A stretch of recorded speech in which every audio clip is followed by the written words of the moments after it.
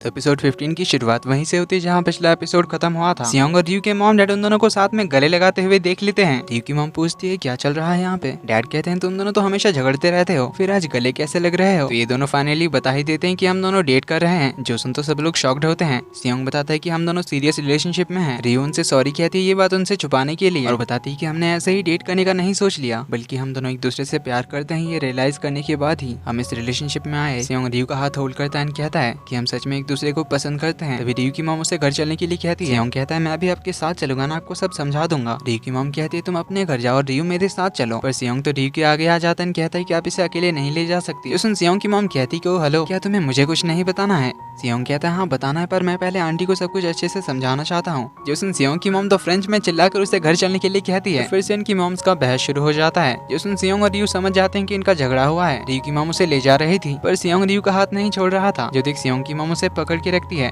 तो सियोंग रयू का नाम लेके चिल्लाने लगता है। तो रयू अपनी मॉम का हाथ छुड़ाकर सियोंग के पास आ जाती है और उसे कंसोल करती है कि कुछ नहीं होगा, डोंट वरी, हम दोनों साथ रहेंगे और कभी अलग नहीं होंगे। रयू की मॉम डैड को भेजते हैं उसे ले आने के लिए, और तो सियोंग के डैड भी उसे समझाते हैं कि मम्मी गुस्से में इसलिए अभी घर चलो। पर सियोंग कभी भी रयू की ही चिंता हो रही थी। जोसन फिर से उसकी मॉम फ्रेंच में चिल्लाकर उसका मुंह बंद करने के लिए कहती है और चुपचाप घर चलने के लिए कहती है। इधर घर पहुंचकर रयू के मॉम डैड उसे सच बताने के लिए कहते हैं। रयू बताती है कि सच में मैं और सियोंग एक दूसरे से प्यार करते हैं और हम सीरियस रिलेशनशिप में हैं। दोंगजिन को तो बिलीव ही नहीं होता कि सियोंग जैसा लड़का रयू को पसंद करता है। रयू बताती है कि सियोंग आपसे परमिशन लेना चाहता था, पर मैंने उसे मना किया था क्योंकि मैं कॉन्फिडेंट नहीं थी, पर मैं अब कॉन्फिडेंटली आपको बता सकती हूँ कि मैं सियोंग को बहुत पसंद करती हूँ। डैड पूछते हैं फिर क्या तुम उससे शादी के बारे में सोच रही हो। रयू हाँ कहती है, तो मॉम कहती है ऐसा नहीं हो सकता, जो भी हो पर सियोंग नहीं हो सकता, ना तुम मुझसे शादी करोगी ना मैं तुम्हें अलाउ करूंगी। ये बोलकर मॉम अपने रूम में चली जाती है। तो डैड उससे बताते हैं कि तुम्हारी मॉम और हेसुक आंटी का झगड़ा हुआ है, इसीलिए दोनों अभी बहुत गुस्से में है। इधर सियोंग के घर पे भी मॉम उससे पूछने लग जाती है कि आखिर तुम दोनों में ये सब कब और कैसे शुरू हुआ और किसने पहले ये शुरू किया। जरूरी नहीं तुम्हें पहले पसंद किया होगा, आखिर तुम्हें कोई कैसे पसंद नहीं करेगा। तभी सियोंग बताता है कि पहले मैंने रयू को पसंद किया और अभी से नहीं, बचपन से मैं उसे पसंद करता हूँ। कॉलेज में थे तब मैंने उसे बताने का सोचा था, पर तब वो अब्रॉड चली गई, लेकिन उसके वापस आने के बाद मैंने रियलाइज किया कि मैं उसे कितना पसंद करता हूँ। ऑनेस्टली बताऊं तो पहले रयू ने मुझे मना किया था, कई बार रिजेक्ट किया था, पर मैंने हार नहीं मानी। मॉम कहती है एक सेकंड रुको, रयू ने तुम्हें कैसे मना किया, क्या उसका दिमाग खराब है, वो मेरे बेटे को कैसे मना कर सकती है। सियोंग बताता है कि मॉम वो पहले था, पर अब हम डेट कर रहे हैं और उसने मेरा प्रपोजल भी एक्सेप्ट कर लिया। जोसन मॉम तो और ज्यादा शॉक्ड होती है, कहती तो तुमने उसे प्रपोज भी कर दिया, शायद कोई स्पेशल इवेंट प्रिपेयर किया होगा, कार में फ्लावर्स और बलून के साथ प्रपोज किया होगा और कोई अच्छा सा रेस्टोरेंट बुक किया होगा। जोसन सियोंग शॉकिंगली कहता है कि आपको कैसे पता, आपने मुझ में कोई ऑडियो लिसनिंग डिवाइस लगाया था क्या। मॉम डैड से कहती है कि इसने सच में ये सब किया है और हमें अभी बता रहा है। ये बोलकर गुस्से में चली जाती है। अब डैड को तो इनसे कोई प्रॉब्लम नहीं था, पर अपनी वाइफ के सामने वो क्या ही बोल सकते थे। इधर रात को तो किसी को नींद नहीं आ रही थी। रयू के डैड कहते हैं कि तुम दोनों के झगड़े की वजह से हमें बच्चों के साथ ऐसा नहीं करना चाहिए, और वैसे भी सियोंग से अच्छा सन इन लॉ और कौन हो सकता है। हैंडसम है, बढ़िया काम कर रहा है, दिल का कितना अच्छा है, बचपन से हमने उसे देखा है, वो कैसा है हम सब उसके बारे में जानते हैं। मॉम कहती है यही तो प्रॉब्लम है, हेसुक भी सब जानती है, रयू के एंगेजमेंट कैंसिल के बारे में और उसके कैंसर के बारे में भी, इसीलिए मैं नहीं चाहती कि ये सब रयू के लिए कमजोरी बने, और मैं नहीं चाहती कि रयू कभी भी हर्ट हो। इसीलिए मेरी बेटी को अगर किसी ने हर्ट करने के बारे में सोचा भी, चाहे वो मेरी दोस्त हो या कोई और, मैं उसे नहीं छोड़ूंगी। इधर सियोंग के मॉम डैड भी जगे हुए थे। डैड कहते हैं कि पहले जब हम दोनों काम में बिजी थे, पता नहीं सियोंग ने कैसा फील किया होगा। मॉम कहती है हम दोनों बहुत बुरे थे, अपने बेटे के साथ बहुत गलत किया, अगर मैं टाइम में पीछे जा सकती थी तो मैं अपने बेटे को छोड़ के कभी नहीं जाती। डैड कहते हैं फिर भी तब रयू उसके साथ थी, इसीलिए वो कभी अकेला नहीं पड़ा, रयू ने हर वक्त उसका साथ दिया था, इसीलिए हम बहुत खुशनसीब हैं। मॉम पूछती कि स्टोमक कैंसर में सर्वाइवल चांसेस कितने होते हैं, क्योंकि उन्हें रयू की फिक्र थी। इधर रयू सियोंग को कॉल कर रही थी, पर वो कॉल नहीं पिक कर रहा था, इसीलिए वो खिड़की पे उसे बुलाने जाती है, लेकिन अचानक सियोंग को सामने देखकर डर जाती है, क्योंकि वो एक सीढ़ी पे चढ़ के उसके विंडो के सामने आ गया था। तो रयू से जल्दी से ऊपर खींच लेती है, तो उससे पूछती कि आखिर तुम कर क्या रहे थे, अभी गिर जाते तो तुम्हें फिर से लग जाती। सियोंग कहता है तुम्हें बहुत मिस कर रहा था इसीलिए आ गया। ये बोलकर उसे हक करता है। रयू कहती है शायद तुम्हारे मॉम डैड बहुत अपसेट होंगे। सियोंग कहता है नहीं, थोड़े शॉक्ड हैं। और तुम्हारे मॉम डैड कैसे हैं। रयू कहती है इनका भी सेम हाल है, पर हमें अब किस बात का डर है, वैसे भी हम पकड़े जा चुके हैं, इसीलिए अब से हमें छुप छुप कर मिलने की कोई जरूरत नहीं है, पर अगर मेरी मॉम ने अप्रूवल नहीं दिया तो क्या तुम मुझसे नहीं मिलोगे। सियोंग कहता है मैं अभी सीढ़ी चढ़ के तुम्हारे रूम में आया, क्या तुम्हें इसे समझ नहीं आया। रयू कहती है क्यों ना मैं एक प्रोटेस्ट हेडबैंड पहन लूं, इसमें लिखा होगा सियोंग मेरा है। सियोंग कहता है हेडबैंड नहीं, मैं तुम्हें ये ब्रेसलेट पहनाना चाहता हूँ, जिससे सियोंग ने उसे प्रपोज किया था। तो रयू को ये ब्रेसलेट बहुत ज्यादा पसंद आता है। सियोंग उसे फाइनली शादी के लिए प्रपोज करता है और रयू बहुत हैप्पीली हाँ कहती है, जिससे दोनों ही बहुत खुश होते हैं। अगले दिन रयू के डैड अपने रेस्टोरेंट में आते हैं। अच्छे से अपने रेस्टोरेंट को देखने के बाद वो बाहर 13 सितंबर के बाद दुकान बंद बंद करने का नोटिस चिपकाते हैं। इधर मोहिम अपने फर्स्ट डेट के लिए तैयार हो रही थी, तभी रियो आते उसे कल रात जो हुआ वो सब बताती है, पर मोहिम तो कुछ रिएक्ट ही नहीं करती। रियो कहती है तुम्हारी फ्रेंड के साथ इतना कुछ हो गया और तुम कुछ नहीं कह रही हो। तो मोहिम उसे बताती है कि मेरी मॉम ने मेरा और दानो का रिलेशन एक्सेप्ट कर लिया। जो सुन रियो भी शॉक्ड होती है, उनसे पूछती कि तुमने उन्हें कैसे मनाया। मोहिम कहती पूरे दिल से उन्हें समझाओगी तो समझ जाएंगे। तो वो रेडी होकर बाहर आ जाती है जहाँ दानो उसका वेट कर रहा था। तो रियो दोनों को कैरी ऑन कहकर जाने लगी थी, तभी दानो को सियोंग का कॉल आता है जो उसे अभी अपने ऑफिस बुलाता है। ये सुन रियो भी उनके साथ सियोंग के ऑफिस चली आती है, जहाँ सियोंग ने उसे उस ओल्ड लेडी के घर के रिनोवेशन के बारे में डिस्कस करने बुलाया था। दानो मोहिम को सॉरी कहता है उनकी डेट को पोस्टपोन करने के लिए और उन्हें उस ओल्ड लेडी के घर के रिनोवेशन के बारे में बताता है जो ये लोग अगले हफ्ते करने वाले हैं। इधर रियो की मॉम मोहिम के मॉम के ऑफिस आती है, दोनों बात ही कर रहे थे तभी सियोंग की मॉम भी आ जाती है। तो रियो की मॉम यहाँ से चली जाती है। तो उनके फ्रेंड समझ जाते हैं कि इस बार इन दोनों के बीच थोड़ा बड़ा झगड़ा हो गया है। अगले दिन मोहिम और दानो योंदू को लेकर एक रेस्टोरेंट आते हैं, जहाँ दोनों योंदू को उनके रिलेशन के बारे में बताने वाले थे। मोहिम दानो को रोककर कहती है कि मैं बताना चाहती हूँ। तो वो योंदू से कहती है कि मुझे तुमसे एक परमिशन चाहिए, क्या तुम मुझे तुम्हारी मॉम बनने का एक चांस दोगी? मैं जानती हूँ मैं तुम्हारी असली मॉम कभी नहीं बन सकती,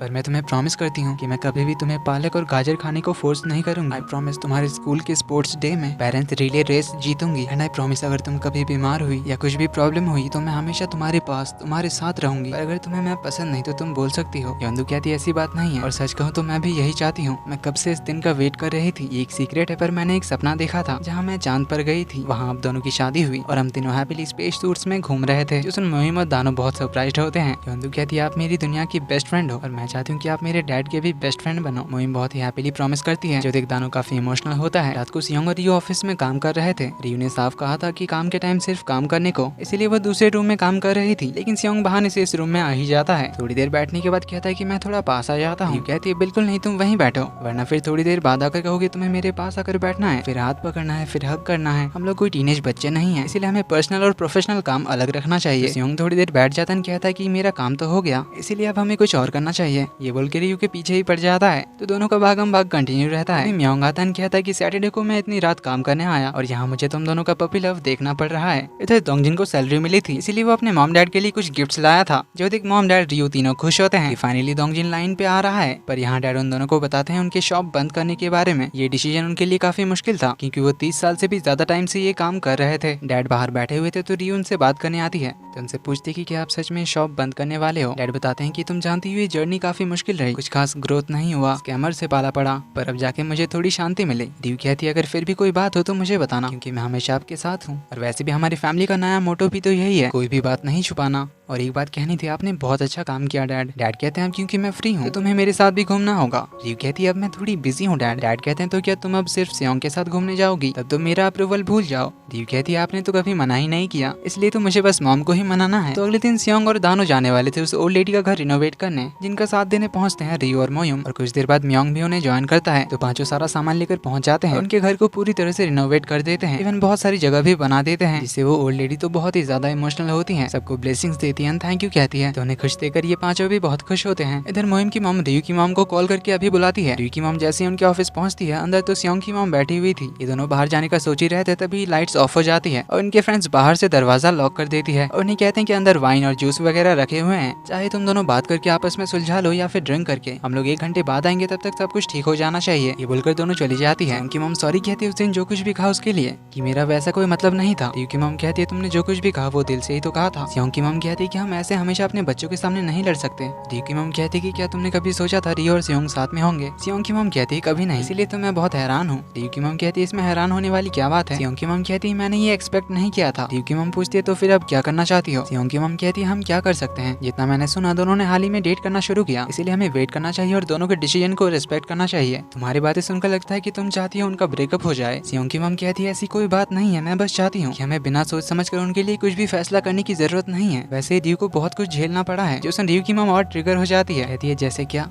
उसकी एंगेजमेंट टूट गई, फिर उसका स्टोमक कैंसर। तुम इन सबसे बस मेरी बेटी में गलतियां ढूंढना चाहती हो ना? तो मैं भी उनके रिलेशन के खिलाफ हूँ। मुझे सियोंग को अपना दामाद बनाने का कोई शौक नहीं है। बस इसी को लेकर दोनों में फिर से झगड़ा शुरू हो जाता है। 1 घंटे बाद इनके फ्रेंड्स आकर देखते हैं दोनों फाइट करके जमीन पे बैठे हुए थे, मतलब उनका ये प्लान फ्लॉप हो गया था। इधर सियोंग अपने पूरे हेरिंगडोंग टाउन को रीमॉडल करने के बारे में सोचता है, क्योंकि यहाँ के बहुत सारे बिल्डिंग्स एंड शॉप वगैरह पुराने हो गए हैं, कई लोगों ने तो टाउन छोड़ भी दिया है, इसीलिए वो एनजीओ की हेल्प से अपने टाउन में जरूरतमंदों की हेल्प करना चाहता था। तभी म्योंग उसे एक प्रोग्राम के बारे में बताता है जिसका नाम था आवर नेबरहुड्स आर्किटेक्ट, जिसके लिए वो अप्लाई उपाय कर देता है जिससे टाउन में रहने वाले सभी को फ्री कंसल्टेशन मिलेगा, जिससे लोग बहुत कम कॉस्ट में अपना लिविंग कंडीशन सुधार सकते हैं और हमारा ये टाउन फिर से पहले की तरह खुशहाल बन जाएगा। और क्योंकि सियोंग का ऑफिस भी यहीं पे है इसलिए वो यहाँ के लोगों की हेल्प कर सकता है, जो सुन रही उसके लिए बहुत खुश होती है और अब से वो भी बहुत मेहनत से वीडियोस बनाएगी डिसाइड करती है, पर कहती है एक दिन वो लोगों को अपने हाथों का बनाया खाना खिलाना चाहती है। जो सुन सियोंग कुछ तो सोचने लगता है। इधर रियू की मॉम पड़ोस से गुजर रही थी, तभी कुछ और तो रियू की फैमिली की बुराई कर रहे थे। रियू और उसके डैड के बारे में जैसे ही कुछ बुरा बोलते हैं, रियू की मॉम को तो उन पे बहुत गुस्सा आ जाता है, तो उन्हें कहती कि तुम्हें मेरे बारे में जो भी बुरा कहना है कह सकती हो और मेरी फैमिली के बारे में कुछ नहीं कहना। ये बोलकर उन्हें मारने के लिए जाती है, पर वो लेडी उनसे थोड़ी ज्यादा स्ट्रॉन्ग थी, इसलिए रियू की मॉम को धक्का देके गिरा देती है, जो कि सियोंग की मॉम देख लेती है, जो देखकर उन्हें तो बहुत गुस्सा आता है क्योंकि उनके फ्रेंड को जो इन्होंने चोट पहुंचाया था, तो वो उस लेडी को मारने जाती है, पर वो इन्हें भी नीचे गिरा देती है, जिससे तो अब रियू की मॉम को गुस्सा आ जाता है। तो अब दोनों मिलकर इन तीनों से लड़ने लग जाती है और इनका झगड़ा पुलिस स्टेशन में जाकर खत्म होता है, क्योंकि इन दोनों ने उन तीनों को बहुत पीट दिया था। तो इनके हस्बैंड और रियू सियोंग भी पहुंच जाते हैं। तो सेटलमेंट करने के बाद सभी बाहर आते हैं। ये दोनों तो जैसे अपना झगड़ा भूल ही गए थे, एक दूसरे की केयर करने लगते हैं और इसी तरह अपने पुराने दिनों के एडवेंचर्स के बारे में याद करते हुए बहुत हैप्पी होते हैं। तो बाकी सभी भी उन दोनों को ऐसे ही छोड़ देते हैं। देन थोड़ी देर बाद सियोंग उन्हें रोकर कहता है कि इसका मतलब अब आप दोनों का झगड़ा खत्म हो गया। इनडायरेक्टली दोनों का इशारा हाँ में ही था। अगले सीन में दोनों रियू के घर के छत पे बैठे थे। रियू की मॉम पूछती तुम अचानक आज सब्जियां लेने क्यों गई थी? सियोंग की मॉम कहती अब से मैं घर पे ही खाना बनाना चाहती हूँ, काम के चक्कर में कभी खाना बनाना सीखा ही नहीं। रियू की मॉम कहती तुमसे ये खाना बनाना नहीं होगा। सियोंग की मॉम कहती फिर तुम ही सिखा दो। रियू की मॉम कहती बहुत से कुकिंग बुक्स हैं, उनसे सीख लो, मुझसे क्यों सीखना चाहती हो? सियोंग की मॉम कहती क्योंकि तुम सबसे बेस्ट खाना बनाती हो। रियू की मॉम कहती मैं कल खाना बनाऊंगी तो तुम खाने आ जाना। जिसमें सियोंग की मॉम बहुत खुश होती है, कहती है हमारे झगड़े के बाद मुझे लगा था कि मुझे अब कभी तुम्हारे हाथ का बनाया खाना खाने को नहीं मिलेगा। रियू की मॉम कहती क्या तुम्हें बस इस खाने की पड़ी थी? सियोंग की मॉम कहती हाँ, क्योंकि तुम्हारे हाथ का खाना बहुत स्पेशल है मेरे लिए। जब भी मैं कोरिया आती थी तुम सबसे पहले मेरे लिए खाना लेकर आती थी। जाने के टाइम इतना सारा खाना तुम मेरे लिए पैक कर देती थी। इतने सालों की दोस्ती मैं कैसे भूल सकती हूँ? रियू की मॉम कहती है पर हमेशा तुम मुझे इतना छोटा क्यों फील कराती हो? मैं मानती हूँ तुम्हारे सामने मैं बहुत इन्फीरियर फील करती हूँ, तुम इंग्लिश और फ्रेंच भी बोल सकती हो, पर सियोंग का ख्याल रखने के लिए तुमने मुझे पैसे दिए। मुझे अच्छा फील होता अगर मैं बिना पैसे लिए सियोंग का ख्याल रखती। सियोंग की मॉम कहती क्या तुम पागल हो? तुमने मेरे बेटे को मुझसे अच्छी तरह से पाल पोस के बड़ा किया। सियोंग इतनी अच्छी तरह से बड़ा हुआ, इतना काबिल बना तुम्हारी ही वजह से। तो हर कोई ऐसा नहीं कर सकता जो तुमने मेरे लिए किया,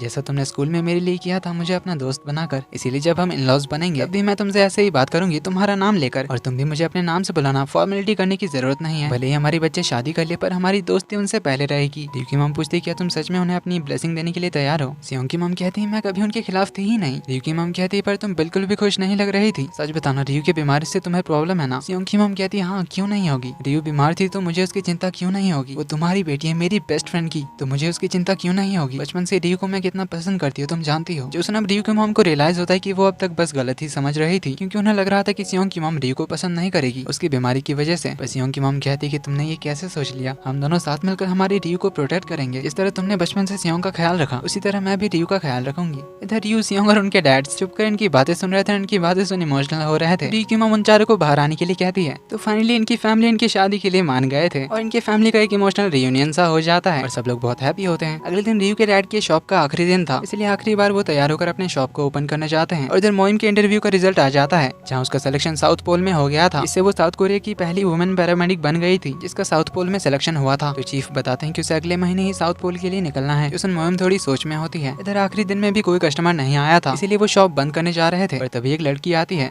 तो रियू के डैड उसे बहुत सारा फ्री में एक्स्ट्रा चीज भी देते हैं। तो वो लड़की बताती कि आपने पहले भी मुझे एक्स्ट्रा फिश केक दिया था 10 साल पहले जब मैं यहाँ रहती थी। एग्जाम खराब होने के बाद मैं आपके शॉप आई थी, तब आपने मुझे चेयर अप करने के लिए एक्स्ट्रा फिश केक दिया था। आज 10 साल बाद भी आप बिल्कुल नहीं बदले। जो रियू के डैड उसे बहुत सारी एक्स्ट्रा फिश केक देते हैं और उसे बताते हैं कि आज उनके शॉप का आखिरी दिन है, इसलिए तुम आज जितना चाहो खा सकती हो। जिसमें वो लड़की काफी सैड होती है और बताती कि अगर मैं आज नहीं आती तो मुझे बहुत रिग्रेट होता। तो कुछ देर बाद रियू के डैड शॉप बंद करने ही जा रहे थे कि तभी रियू, सियोंग, उसके मॉम डैड, भाई, रियू के मॉम के फ्रेंड्स सभी पहुंच जाते हैं साथ में खाना खाने के लिए। कुछ देर बाद मोइम भी दानू के साथ पहुंच जाती है और सबसे अपने बॉयफ्रेंड को इंट्रोड्यूस कराती है। अब दानू रिटायरमेंट पे एक आर्टिकल लिख रहा था, इसीलिए वो रियू के डैड के साथ में इंटरव्यू करना चाहता है, कहता है। तो सब लोग साथ में खाना खाने बैठते हैं और खाने के बाद दानू रियू के डैड का इंटरव्यू लेता है। इसमें वो काफी इमोशनल भी होते हैं, खुश भी होते हैं। तो शॉप का सारा काम खत्म करने के बाद वो शॉप लॉक करके बाहर आते हैं, जहाँ उनकी फैमिली उनका वेट कर रही थी। तो चारों हैप्पीली अपने घर चले आते हैं। तो रियू सियोंग को कॉल करके मिलने बुलाती है। कुछ देर बाद सियोंग आ जाता है और उससे पूछता है तुम्हारे डैड ठीक है ना? रियू कहती है हाँ, मॉम उनके साथ है। सियोंग कहता है अच्छा है, ऐसे दिन में किसी अपने का साथ होना होना बहुत अच्छा होता है। तो रियो उसके लिए कुछ लेकर आई थी, सियोंग का फेवरेट सांजोक। ये उसने सियोंग के लिए सबसे पहले बनाया था, पर तब योनजोन की वजह से वो नहीं खा पाया था, इसीलिए वो एक खाता है, उसे बहुत ही अच्छा लगता है। रियो कहती है मुझे इसके लिए बहुत मेहनत करना पड़ा, पर फिर भी मैं हमेशा तुम्हारे लिए ये बनाना चाहती हूँ। जब तक तुम इन्हें खा खा कर नहीं थक जाते, मैं पूरी जिंदगी तुम्हारे लिए इन्हें बनाऊंगी। सियोंग कहता है फिर तो मैं बहुत लकी हूँ, मेरा फेवरेट फूड मेरी फेवरेट पर्सन बनाकर खिलाएगी, इससे भला मुझे क्या परेशानी हो सकती है। रियो कहती है ये मेरा प्रपोजल था। जो सुन सियोंग सरप्राइज्ड होता है। रियो कहती है मेरी वजह से तुम्हें 2 बार मुझे प्रपोज करना पड़ा, इसीलिए उसे बैलेंस करने के लिए आज मैंने तुम्हें प्रपोज किया। सियोंग कहता है इसका मतलब मैं हमेशा सांजोक खा सकता हूँ। रियो कहती है हाँ, तुम्हें जैसा चाहिए जितना चाहिए तुम खा सकते हो। सियोंग हंसते हुए कहता है कि ये दुनिया का सबसे स्वीटेस्ट प्रपोजल था। रियो कहती है तो मैं इसे हाँ समझूं। सियोंग हैप्पीली हाँ कहता है। तो दोनों किस करते हैं और दोनों एक दूसरे को थैंक यू कहते हैं, एक दूसरे का सब कुछ बनने के लिए। इसी के साथ एपिसोड 15 का एंड यहीं पे होता है। अब बस आखिरी एपिसोड बचा है जो कल आ जाएगा। तो मिलते हैं अगले एपिसोड में, तब तक के लिए take care and bye bye.